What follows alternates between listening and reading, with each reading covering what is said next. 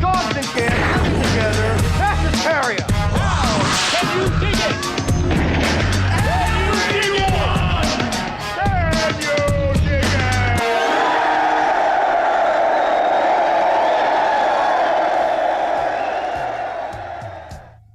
What's up, you mutated wastelanders, and welcome back to the Lucid Nightmare.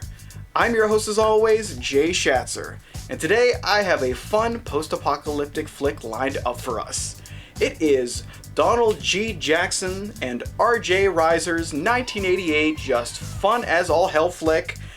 Well, it is Hell Comes to Frogtown, and this one is just absolutely fun, totally weird, and fantastic. So let's just get into the ridiculous stuff right now.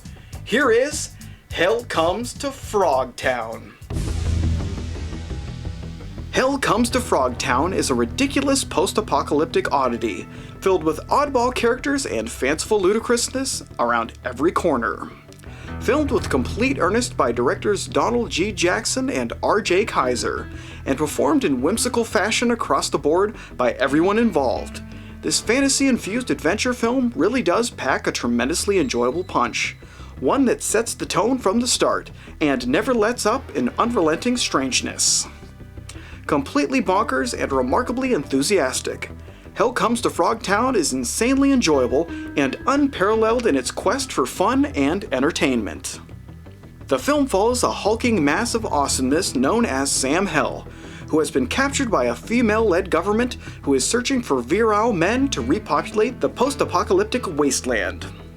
Plagued by mutated frogmen and other scrupulous characters, it's up to Sam Hell and a ragtag group of warrior women led by Science Officer Dr. Spangle to locate a kidnapped group of fertile women captured by a ruthless mutant frog warlord in Frogtown.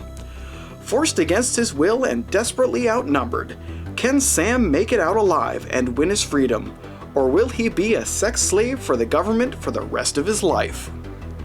Roddy Piper takes on the sensationally amazing role of Sam Hell, the wisecracking, hard-fisted badass who just wants to live a free life in the desolate wastelands of what was once the United States of America. Performing a wonderful balancing act of both comedy and action, Piper excels in rolling with the punches of the picture as he kicks ass and takes names, all the while making for a sympathetic everyman that has a moral code and heroic disposition that forces the audience to stand behind his every move. He performs the role with a tongue-in-cheek attitude, which perfectly matches the overall tone of the picture and fantasy-infused world that the directors have concocted up. Without a doubt, he is the best thing about the film, but fortunately for us, he's backed up by a colossal cast of wonderful characters and performers.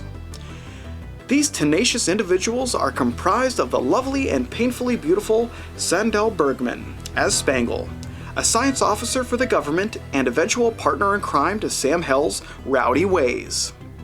William Smith as Captain Devlin, a border patrol captain who vows to hunt down Sam at any and all costs. Cess Verrill as Sentinella, the sultry weapons expert for the government and bodyguard to Spangle. Christy Summers as Arabella, a horned-up toadette who is working as a double agent in Frogtown. Rory Calhoun as Looney Tunes, and old friend of Sam's who's always watching his back and getting him in and out of trouble.